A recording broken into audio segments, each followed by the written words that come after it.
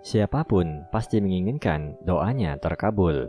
Ketika doa yang dipanjatkan tidak kunjung dikabulkan, yang perlu dipertanyakan adalah mengapa doa kita tidak dikabulkan, padahal Allah Subhanahu wa Ta'ala memperkenankan doa hambanya sebagaimana firman-Nya, "Berdoalah kepadaku, niscaya akan kuperkenankan bagimu." Quran Surah Ghafir ayat 60.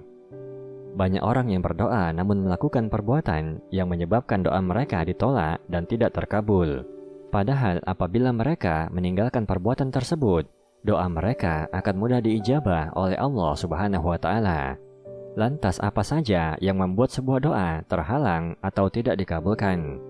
Pertama, tergesa-gesa minta doanya segera dikabulkan. Rasulullah Shallallahu Alaihi Wasallam bersabda, doa seorang hamba akan senantiasa dikabulkan selama dia berdoa bukan untuk keburukan atau memutus tali silaturahim, dan selama dia tidak tergesa-gesa dalam berdoa. Kemudian ada yang bertanya, "Ya Rasulullah, apa yang dimaksud dengan tergesa-gesa dalam berdoa?" Rasulullah menjawab, yaitu orang yang berkata, "Sungguh aku telah berdoa dan berdoa, tetapi belum dikabulkan." Lalu dia merasa jenuh dan meninggalkan doa tersebut. Hadis riwayat Muslim. Barang siapa yang jenuh dalam berdoa, maka doanya tidak akan dikabulkan, sebab doa adalah ibadah, baik dikabulkan ataupun tidak. Tertundanya suatu doa boleh jadi belum waktunya doa kita dikabulkan, atau boleh jadi karena Allah mengganti doa kita dengan pahala, atau boleh jadi Allah menghilangkan musibah yang seharusnya menimpa diri kita, sebagaimana sabda Nabi Sallallahu Alaihi Wasallam, "Apabila seorang muslim berdoa dan tidak memohon suatu yang berdosa atau pemutusan kerabat, kecuali akan dikabulkan oleh Allah salah satu dari tiga. Akan dikabulkan doanya, atau ditunda untuk simpanan di akhirat, atau menghilangkan daripadanya keburukan yang semisalnya." Kedua, makan, minum, dan berpakaian dari yang haram, serta gemar melakukan maksiat. Dari Abu Hurairah radhiyallahu anhu, Nabi Shallallahu Alaihi Wasallam menceritakan seorang laki-laki yang melakukan perjalanan jauh, rambutnya kusut dan berdebu.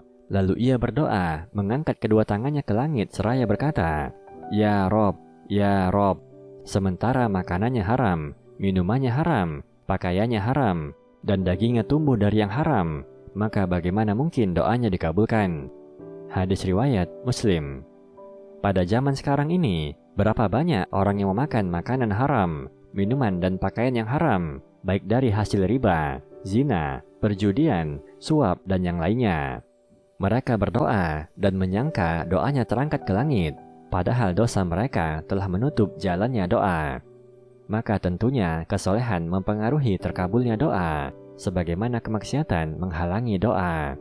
Bagaimana mungkin kita mengharap terkabulnya doa, sedangkan kita sudah menutup jalannya dengan dosa dan maksiat? Ketiga, berdoa dengan hati yang lalai dan tidak yakin doanya akan dikabulkan. Salah satu kunci dalam berdoa adalah adanya keyakinan dalam hati bahwa apa yang diminta akan dikabulkan oleh Allah Subhanahu wa Ta'ala.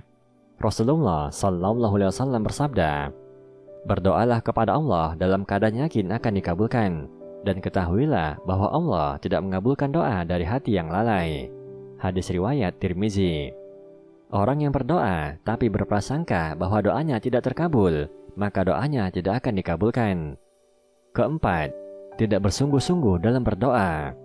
Rasulullah Sallallahu Alaihi Wasallam bersabda, "Apabila kamu berdoa dan memohon kepada Allah, janganlah mengucapkan, 'Ya Allah, ampunilah dosaku jika Engkau kehendaki, sayangilah aku jika Engkau kehendaki, dan berilah rizki jika Engkau kehendaki.' Akan tetapi, ia harus bersungguh-sungguh dalam berdoa. Sesungguhnya Allah berbuat menurut apa yang ia kehendaki, dan tidak ada yang memaksanya." Setelah kita berdoa dan berusaha menjauhi segala sebab yang dapat menghalangi terkabulnya doa, kemudian Allah Ta'ala belum mentakdirkan doa kita terwujud, maka kita harus bersabar, husnuzon, serta ridho bahwasanya Allah Ta'ala mempunyai hikmah yang sangat besar di balik tertundanya doa kita. Terkadang seorang hamba mengharapkan sesuatu, padahal itu buruk bagi dirinya.